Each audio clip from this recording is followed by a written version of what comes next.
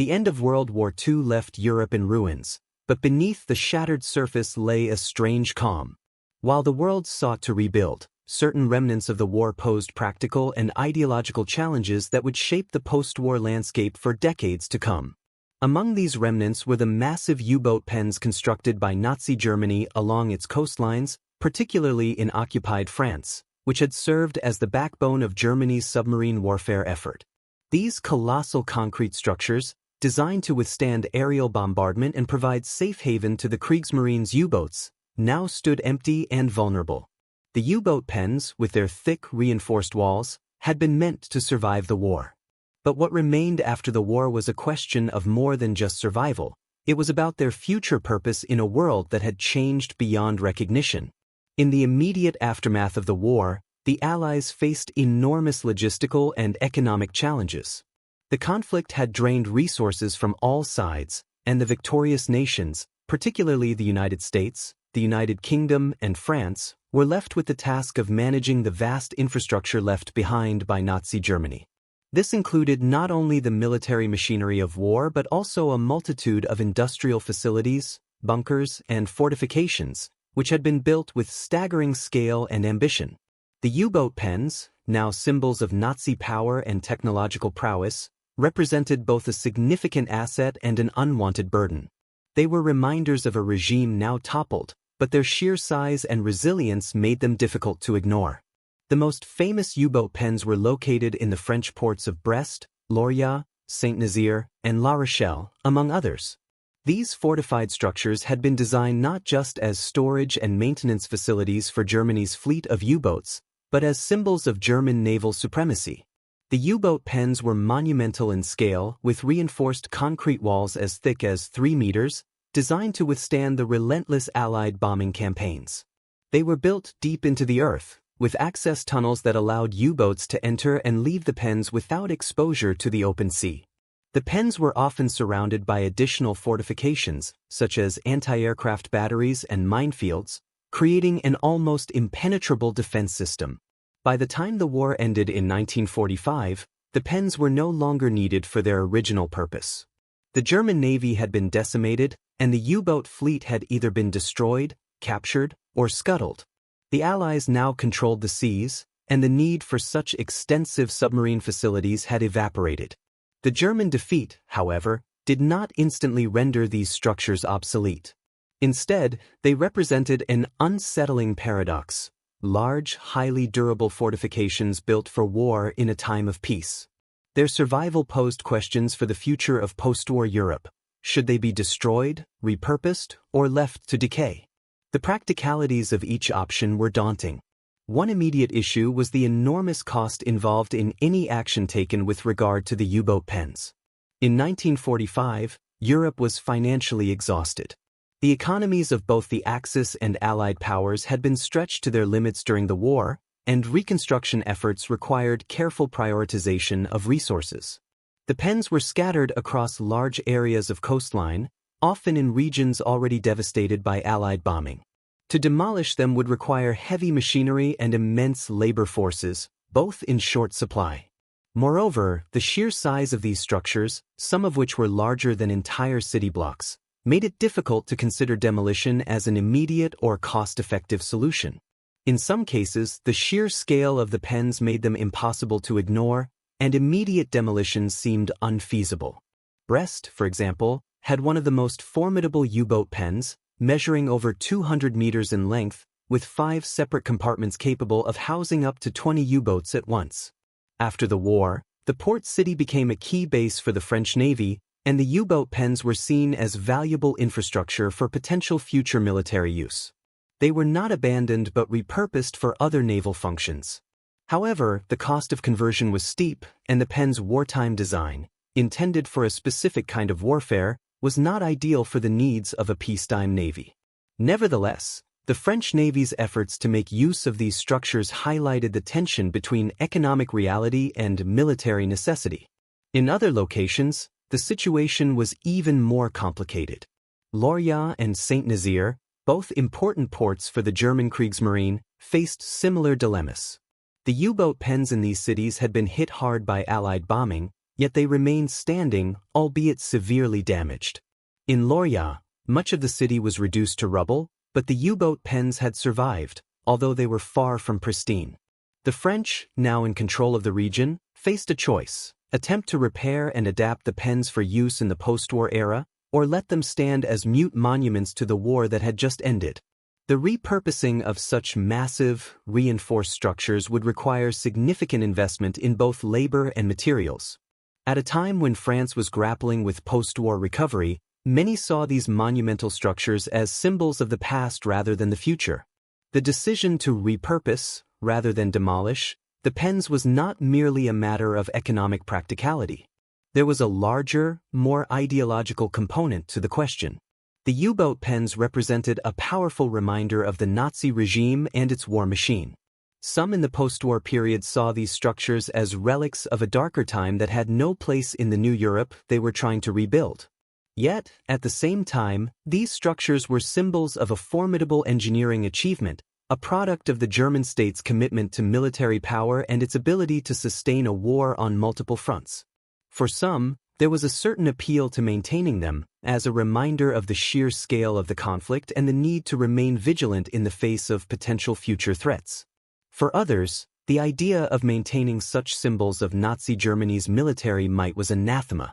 Some advocated for their complete demolition, arguing that their continued existence would be an affront to the millions who had suffered under the Nazi regime. Yet, the scale of the task was overwhelming. The U-boat pens had been built with the kind of permanence that made them almost impossible to remove. The costs involved in demolition were prohibitive, and as the years passed, the pens became less of a priority for the Allies and the newly formed governments of the post-war era. Instead, they slowly faded into the background of the rebuilding process. The fate of the U-boat pens would differ from region to region. In places like Brest, they were kept in use, albeit in a diminished capacity.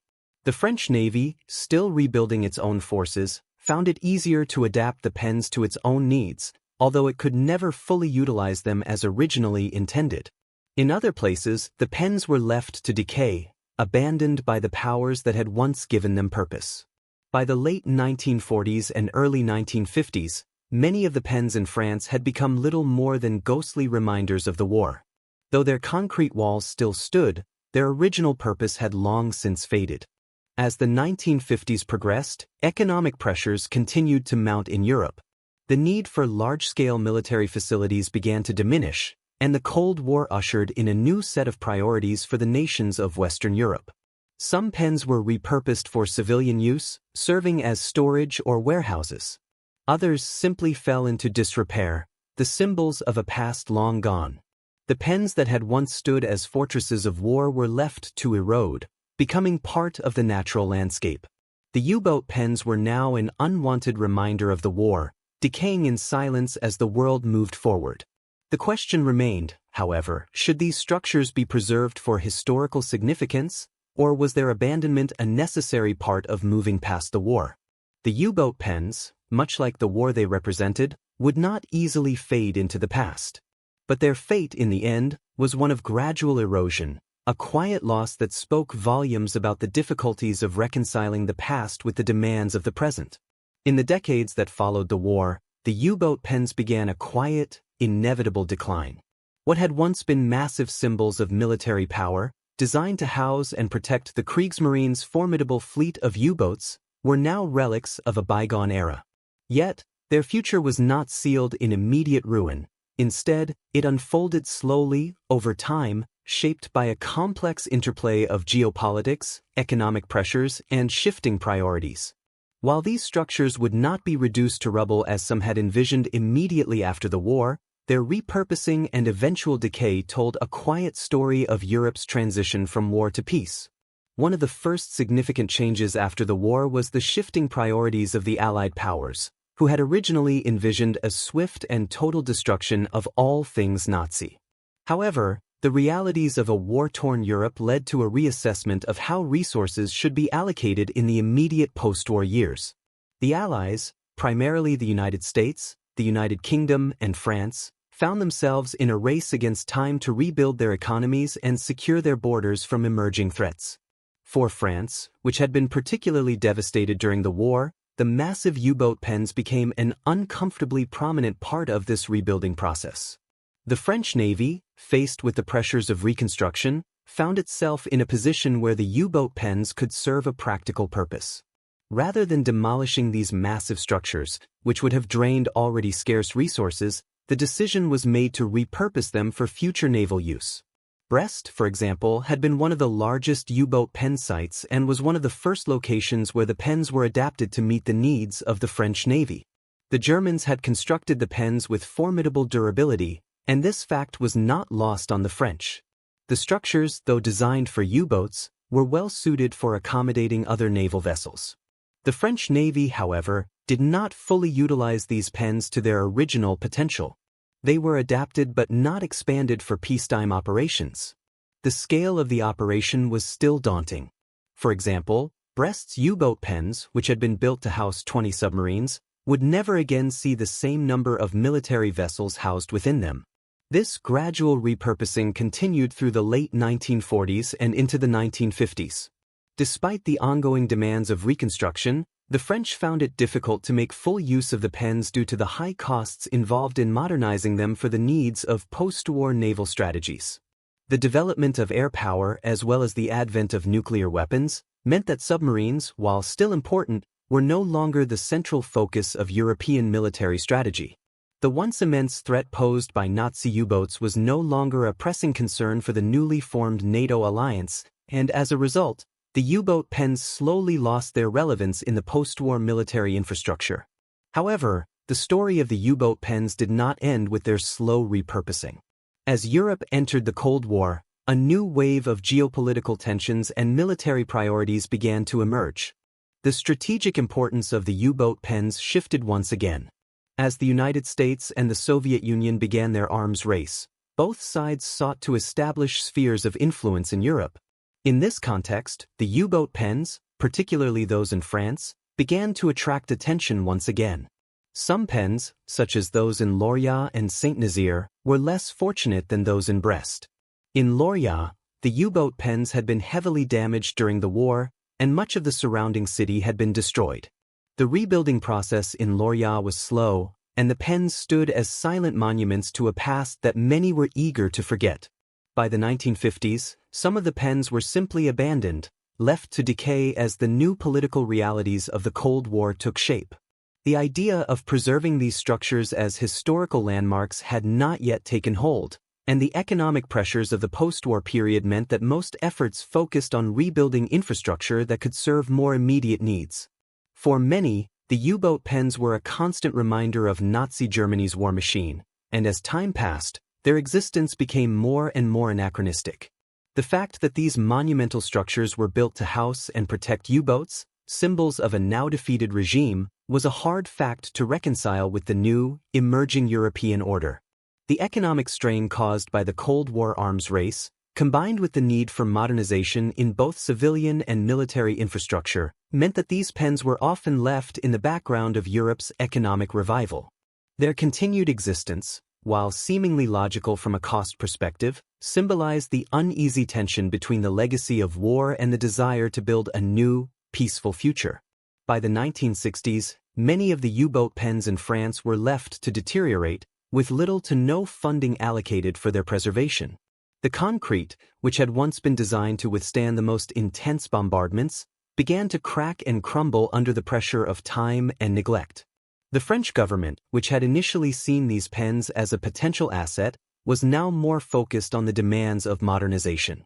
The U-boat pens, which had once symbolized Nazi power, had now become a symbol of war's tragic aftermath. The future seemed bleak for these structures as they fell further into decay. In the 1970s, the historical significance of the U-boat pens started to gain more recognition. Some local authorities, particularly in areas where the pens were located, began to see the potential for preserving them as historical landmarks. These pens, once seen as monuments to a dark past, were now being re-evaluated as pieces of history. In Lorient, for example, efforts to protect the U-boat pens from further decay began to take shape. In 1992, the Lorient submarine base was even open to the public as a museum, showcasing the history of the German U-boat fleet and its impact on the war. This shift in perspective reflected a broader trend in Europe toward remembering the war and preserving the sites that had once played such a central role in the conflict. In other parts of Europe, the U-boat pens were also slowly gaining recognition as historical sites. The pen at Saint-Nazaire, for example, became a focal point for discussions about the legacy of World War II. Despite being in a state of disrepair, the structure was seen as a testament to the engineering prowess of the Nazi regime and a symbol of the lengths to which the Germans went to secure their military advantage. However, the decision to preserve these structures was not without its challenges. Many of the U-boat pens were still in military hands, and the government agencies tasked with their care were often more interested in using the structures for storage or other practical purposes than in turning them into museums.